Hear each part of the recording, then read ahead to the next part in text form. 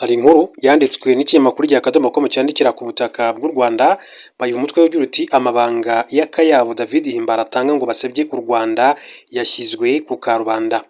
Umwanditsi Willis Shalita yeretse Kongere ya Leta Zunze Ubumwe za Amerika uburyo bamwe mu banyarwanda bashishikajwe no gusebya u Rwanda, ndetse bamwe barimo Dr David Himbara bashyiramo akayabo ngo bahindanye isura yarwo mu ruhando mpuzamahanga. Yanditswe ku itariki 22 ukwezi kwa gatanu 2015. Ati umunyamerika akaba n'umunyarwanda wahawe ubwenegihugu bw'iki gihugu cy'igihangange mu myaka 20 ishize yahishuye amabanga y'akayabo Dr Himbara yahaye sosiyete yo muri Amerika ngo imufashe gusebya u Rwanda ku byo rwagezeho ndetse n'abayobozi barwo. Nk'uko bigaragara ku rubuga rwa Leta Zunze Ubumwe za Amerika rwitwa house.gov, Dr Himbara wahoze ari umujyanama wa Perezida Paul Kagame mu by'ubukungu ngo yishyuye sosiyete Washington DC akayabo k'ibihumbi 70 by'amadolari y'Amerika nka kimwe cya kane cyasaga ibihumbi 190 yagombaga kwishyura, ni ukuvuga miliyoni zirenga 136 z'amafaranga y'u Rwanda mu mwaka wa 2014. Ibyo abicisha mu bikorwa bye yise by'ubuvugizi ku burenganzira bwa muntu n'imiyoborere myiza akora nk'umugishwanama. Willis Shalita imbere ya Kongere ya Leta Zunze Ubumwe za Amerika tariki 20 Gicurasi 2015 yerekanye ko u Rwanda rwageze kuri byinshi, ariko abanyarwanda n'abanyamahanga bamwe ugasanga bashishikajwe no gutangaza amakuru anenga ibyo byose. Hari mu kiganiro kigaragaza ibyo u Rwanda rwagezeho, Willis ahamya abatavuga rumwe n'ubutegetsi bw'u Rwanda bashatse kujyana mu cyerekezo cyabo n'ibitekerezo byabo bigamije gusenya. Abari muri icyo kiganiro barimo Dr David Himbara, Robert Higiro wahoze mu ngabo z'u Rwanda afite ipeti rya major ariko akaza guhunga igihugu, Robert Jackson umuyobozi wungirije umunyamabanga w'ishami Departement rya Leta Zunze Ubumwe za Amerika ushinzwe ububanyi na Afurika, Sarah Margon umuyobozi w'umuryango uharanira uburenganzira bw'ikiremwamuntu Human Rights Watch i Washington DC, Stephen Federstein wungirije umunyamabanga wa leta, na Willis Shalita umunyamakuru akaba n'umwanditsi ukomeye cyane. Willis umwanditsi ku bijyanye n'imibereho myiza, iterambere rya politiki muri Amerika na Afurika, ariko by'umwihariko akibanda ku Rwanda, yagaragaje uburyo u Rwanda rubangamiwe n'abarusebya. Avuga ko izi politiki z'urwango zitwara akayabo kugira ngo isi yuzuremo isura mbi y'u Rwanda, zibangamira umubano w'igihugu hagati yacyo na Amerika n'Ubwongereza, bikaba kandi bishobora gutuma ibihugu bicika intege no gufatanya n'u Rwanda mu rugamba rw'iterambere rwiyemeje. Yagize ati abantu bafite uburenganzira bwo kubikora mu gihe kandi biteganywa n'amategeko, ariko mfite amatsiko yo kumenya ubutabera inkunga. Mwebwe ababyizera mugenzura gute ukuri ku byo bavuga? Ibinyoma bitandukanye kandi ngo bitangazwa n'abayobozi b'ishyaka rya National Congress RNC ritavuga rumwe n'ubutegetsi kandi ritemewe mu Rwanda, rinashyigikira FDLR mu mutwe w'abarwanyi washinzwe n'abasize bakoze jenoside mu Rwanda. Mbere y'iki kiganiro abagize RNC Rwanda National Congress batangije urubuga kuri internet rugamije kunenga ibyiza u Rwanda rwagezeho, bavuga ko mu Rwanda hakenewe demokarasi. Willis Shalita akomeza agira ati iyi ni gute abantu bahoze bagira uruhare mu iterambere ry'igihugu ubu bafata iya mbere bakarisebya, bakavuga ko abatangabuhamya b'abanyamahanga babeshya ko u Rwanda ari Korea ya ruguru ya Afurika izwiho kutubahiriza uburenganzira bwa muntu. Kuki hari ababyemera mu gihe ibimenyetso kandi binyomoza ibinyoma byabo ari byinshi cyane? Igisubizo kiroroshye ukurikije uko mbitekereza, politike n'amafaranga. Imbere ya Kongere, Willis Shalita yerekana uburyo u Rwanda kandi rwahereye ku busa nyuma yo gusenywa na jenoside yakorewe Abatutsi. Ubuyobozi buriho kandi bugakora akazi gakomeye bwunga abanyarwanda, amahanga agatungurwa akegekwaho jenoside bagakurikiranwa. U Rwanda rukesa imihigo itandukanye irimo kugira abagore benshi cyane mu nteko ishinga amategeko n'ibindi. Iki gihugu kandi ngo cyagiye kigaragaza mu bijyanye no korohereza abashoramari aho bakora ibyegeranyo bitandukanye kandi basanga kiri ku mwanya mwiza. Yagaragaje kandi ko u Rwanda kandi ruza ku mwanya wa 5 ku isi mu bihugu bitanga ubufasha mu kugarura amahoro ahabaye ibibazo by'umutekano muke, rwoherezayo abasirikare n'abapolisi n'abandi bakora ibikorwa by'ubutabazi. Mu bindi ngo nuko igihugu gikomeje kandi ibikorwa byo kwihesha agaciro birimo kugarura abakobwa n'abana baba bagiye gucuruzwa mu mahanga n'ibindi. Willis Shalita nerekanye ko u Rwanda rukomeje kandi kugirwa icyizere n'amahanga, aho abenshi mu banyamahanga barimo abanyamerika bakomeje kuza kuhatura bakanahakora ibikorwa byabo by'ishoramari. Yatanze urugero ko abanyamerika basaga 100,000 basuye u Rwanda mwaka ushize. Yasoje abwira Dr Himbara ko gukomeza gukwirakwiza ibinyoma bye no kwemeza ababyumva ko ari ukuri bizamutwara imbaraga zidasanzwe ndetse n'akayabo n'imitungo ye yose. Willis yavuye mu Rwanda mu myaka y'1960 ahunze kubera ibibazo by'amoko, ahungira muri Uganda, nyuma ajya gutura muri Leta Zunze Ubumwe za Amerika nk'uko byagiye bigarukwaho. Mu yandi makuru, hari inkuru yanditswe n'ikinyamakuru cya Akadomo.com hari ku itariki ya 9 ukwezi kwa gatanu 2022, amarembera ya Himbara. Benshi mu bazi Dr David Himbara bamuzi nk'umugabo w'umuhanga, nawe ubyiyumvamo, ufite igitekerezo n'inama ku ngingo iyo ari yose niyo yaba n'amakuru ayifiteho. Ni umwe mu bagabo kandi bakoranye bya hafi na Perezida Paul Kagame kugeza ubwo amubereye umunyamabanga wihariye. Ni umugabo udacira akari urutega ubuyobozi bw'u Rwanda, ahora kandi abuteza iminsi, yumva ko ahari hazabaho nk'ikiza kikaza kikabutembana. Yakunze kandi kujya agaragara mu biganiro yatumiwemo impuguke mu Rwanda, gusa ibitekerezo bye bikaba kandi byo kuruhamba rugihumeka. Magingo aya abarizwa muri Canada aho akora imirimo y'ubwarimu, gusa kugira ngo ave mu Rwanda shishitabona ni inkuru imeze nka filime, ariko igitangaje ni uburyo amakosa ye yayahirikiye ku bandi, akagenda ataka ko yari asumbirijwe, ko ubuzima bwe bwari mu kaga. Himbara yabaye impuguke, ni ukuvuga consultant muri Banki y'Afurika itsura amajyambere, ushinzwe ingamba na politiki muri UNDP n'ibindi. N'umwe kandi mu bari ku isonga mu mugambi wo gushyiraho ikigo cy'igihugu cy'iterambere RDB n'ibindi bigo nka IPAL. Ni umwe mu bantu bakoranye bya hafi na Perezida Paul Kagame, ariko nyuma bagashaka kwiyerekana ibikomerezwa mu buyobozi bwe ku buryo bumvaga bakwica bagakiza. Ibi ntabwo Perezida Kagame yabyemera, kuko n'ikimenyimenyi abantu nka David Himbara beretswe irembo bava mu byo bizeraga, uko bari batangiye kandi kurengera bitwaje umwanya bafite. None se byagenze bite ngo uyu mugabo bigaragara ko yari gufatanya n'abandi kubaka u Rwanda yisange ari umwe mu barutera imijugujugu, bareba imirari ibyo abandi babona neza ku Rwanda? Mu buzima busanzwe David Himbara ni mukuru wa Tom Byabagamba, uyahoze ayoboye umutwe w'abandi cyangwa se w'abarinda mukuru w'igihugu cy'u Rwanda bafitanye amasano n'abari bakomeye hambere, nka Rosemary Museminal wabaye minisitiri w'ububanyi n'amahanga na ambasaderi w'u Rwanda mu Bwongereza, Mary Bain wari komiseri w'ikigo cy'igihugu cy'imisoro n'amahoro Rwanda Revenue Authority. Uyu ni umugore wa Byabagamba. Mu bandi bari mu bitugu bya Himbara ni Retired Brigadier General Frank Rusagara, yari umusirikare ukomeye cyane mu rwego rwa ba General. Himbara nk'umuntu wari ufite abantu kwa perezida bafite igishyitsi muri diplomasi, Rosemary mu gisirikare bisangamo, utibagiwe mu bigo bya leta hari benshi yaravugaga rikijyana, yari afite abamuhagarariye. Twibutse ko urukiko rw'ubujurire rwakatiye Colonel Tom Byabagamba na Retired Brigadier General Frank Rusagara igifungo cy'imyaka 15 kubera ibyaha bitandukanye birimo kwamamaza nkana ibihuha no kugomesha rubanda barwangije ubutegetsi buriho, gukora igikorwa kigamije gusebya leta ari abayobozi, ndetse no gutunga imbunda binyuranyije n'amategeko. Reka tugaruke kuri David Himbara.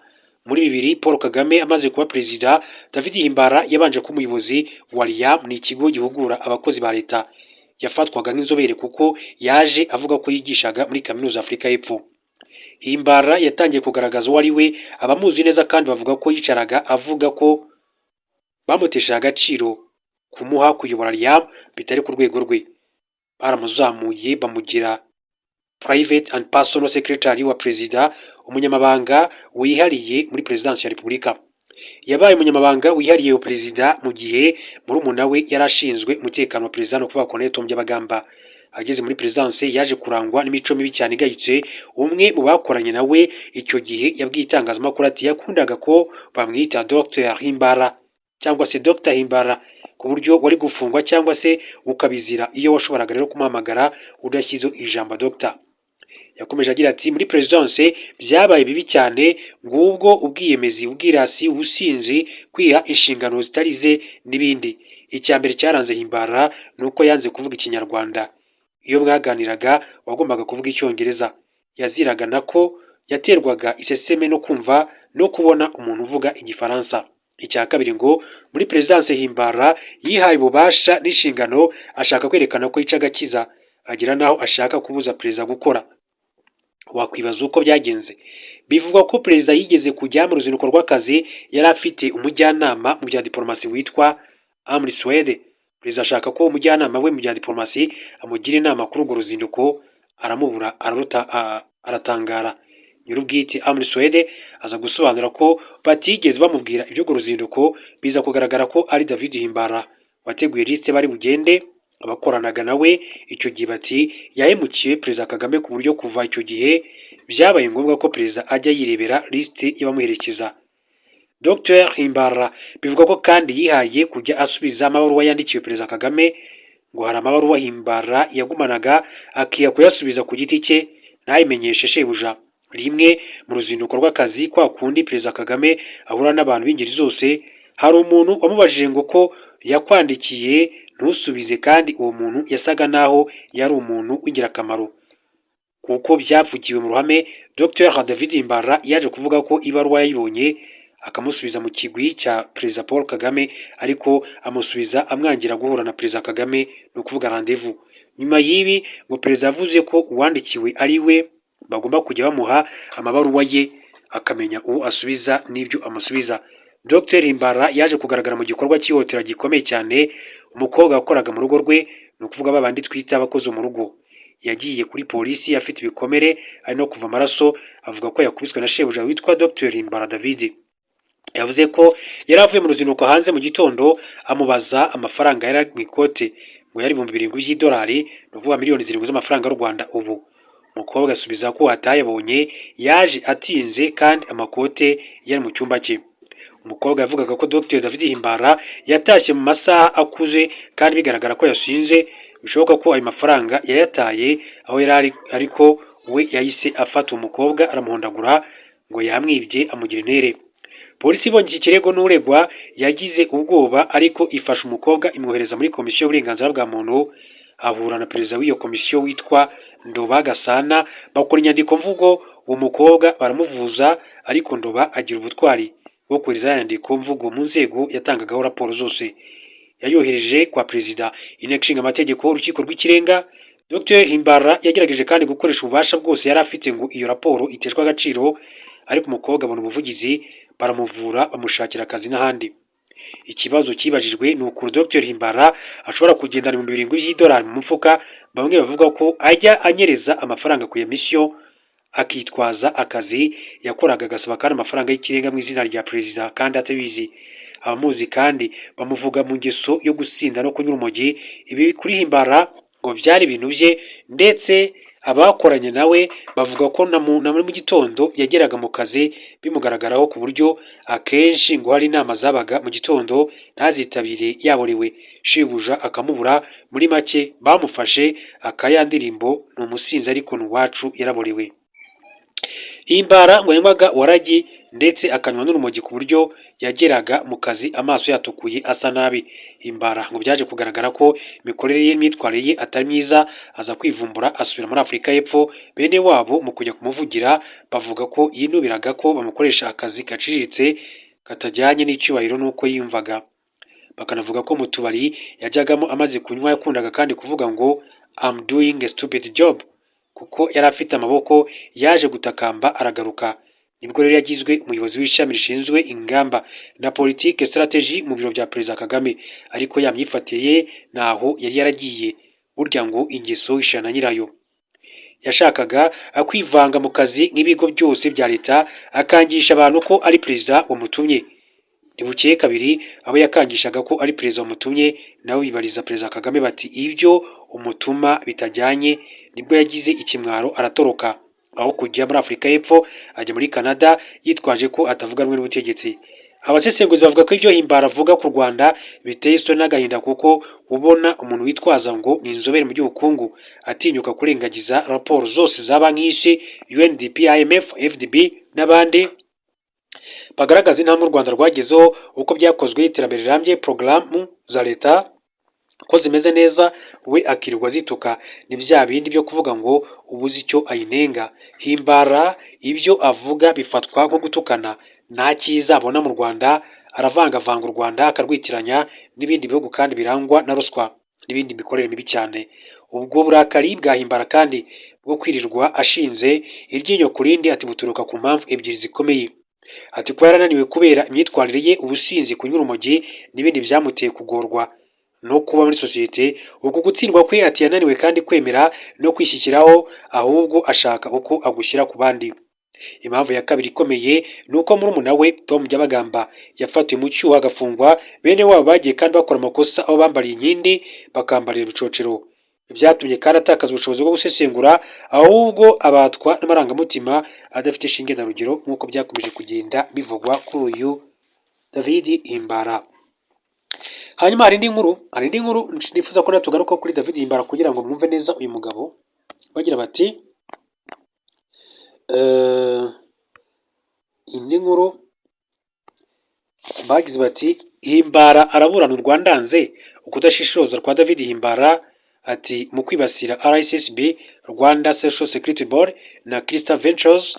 Ati bikubiye muri nyandiko ibitekerezo bwite bya Ignatius Kabagambe, inyandiko ya mbere yasohotse mu Cyongereza yashyizwe mu Kinyarwanda n'ikinyamakuru rya Akadomo.com.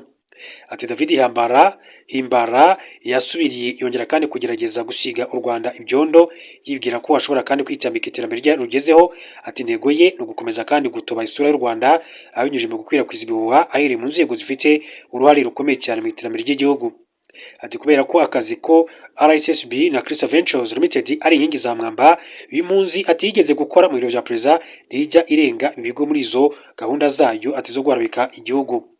Ati buri gihe akora uko ashoboye akazanamo izina ry'umukuru w'igihugu, ndetse akarenga akavuga ko ari ibigo bye bwite cyangwa se ko bicunzwe nabi kandi byashyizweho ngo bikungahaze umuryango umukuru w'igihugu. Kubera ko Himbara akomeje kandi gukwirakwiza ibihuha, ati natwe ntiducogora gushyira hanze umugambi we mubisha nk'uko ikinyamakuru Igihe Akadomo.com cyabyandikaga. Ati byaherutse kuvuga ko ati byo noneho ati nagamanwa ngo biratangaje kuba RSSB itarahomba urebye uburyo ihatirwa gushora imari mu bintu birimo ibibazo na sosiyete z'ishyaka riri ku butegetsi.